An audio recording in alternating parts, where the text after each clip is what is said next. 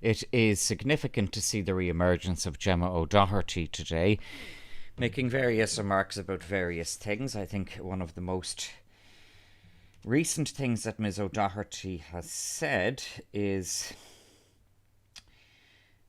in regard to the chewing babies.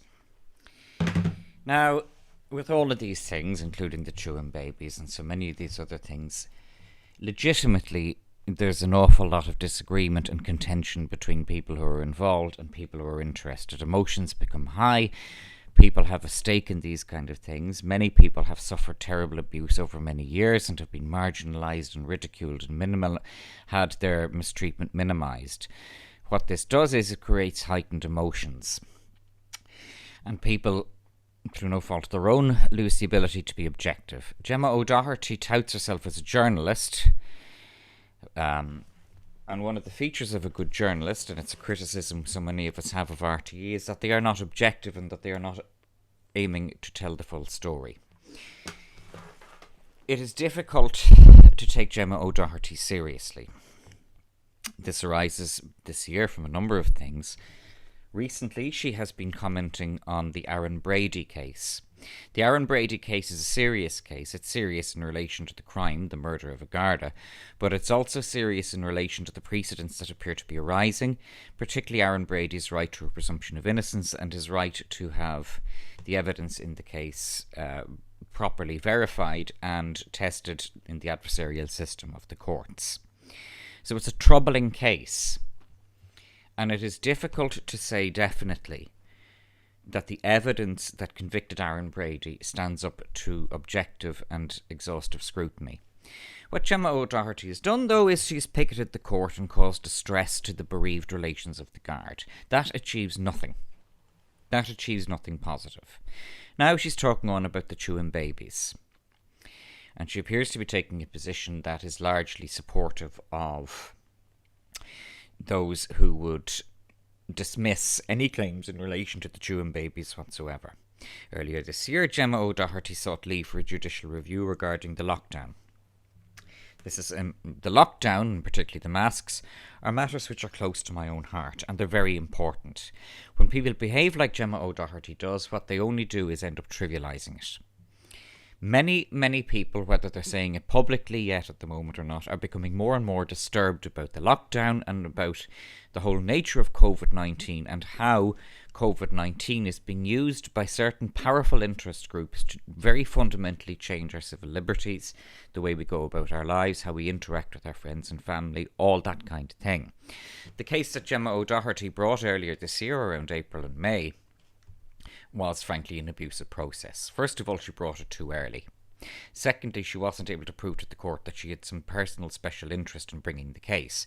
And the High Court is not going to let people bring either judicial reviews or plenary constitutional challenges unless you can prove that you have personally been damaged in some way. To start this kind of carry on in April is just too early. The whole lockdown thing only started around March. So here we are 1 month into it and she's making all of these claims. Mr. Justice Meenan published a very good, well-written, clear and detailed ruling about why he refused leave to Gemma O'Doherty and John Waters. She completely ignored all of the very substantial factual points made by Justice Meenan. But the first point he made was that she went about it by the wrong procedure. The second point he made was that she went about it too early. The third point he made was that she was not able to prove that she had some special interest to allow her to make a claim to have statute or statutory instruments declared repugnant to the Constitution. And the fourth point he made was that she did not substantiate her case with detailed evidence. That sounds clear enough to me. That doesn't mean that he's a corrupt judge or that he's incompetent or that he's dishonest. I read the ruling that he published, and I also, Gemma in her wisdom, published the transcripts of the hearing. I suppose in a darkly comedic way they make for interesting reading.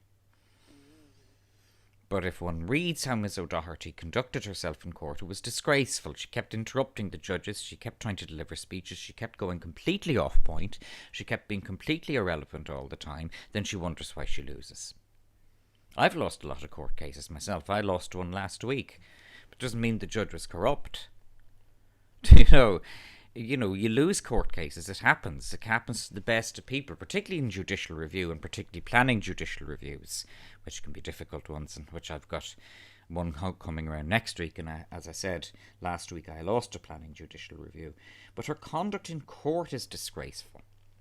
This is why Mr. Justice Meehan quite rightly refused Gemma O'Doherty and John Walters a protective costs order after the event, because their whole way of doing things, was deplorable.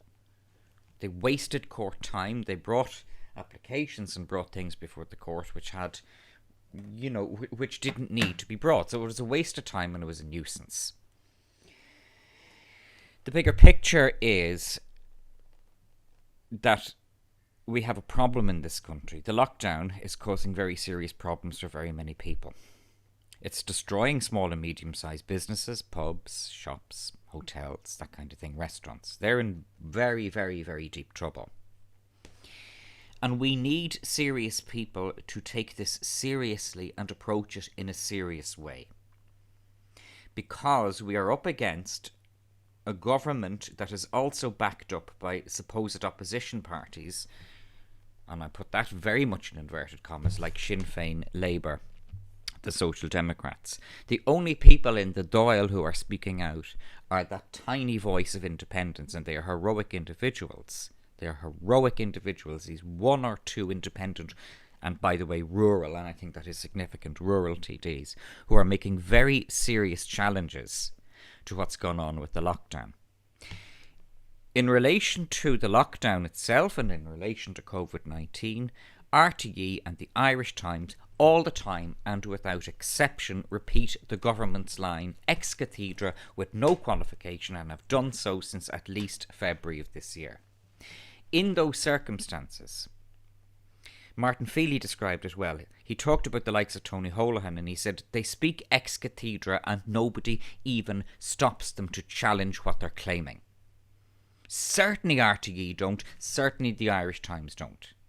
It is not abusive and it is not bad journalism to simply ask, in a free republic like ours, to simply ask these experts to justify with some more detailed evidence what they are standing up and claiming. But no, you cannot switch on the 6-1 News without some press conference where Tony Holohan delivers these decrees and nobody challenges him. So these people like Tony Holohan need to be challenged. They need to be challenged by a rigorous and serious mainstream media. At the moment, they're not doing that. So the job falls to the people out on alternative media, and inevitably you end up with people like Gemma O'Doherty, who just behave in such a ridiculous way that it causes further despair and further confusion.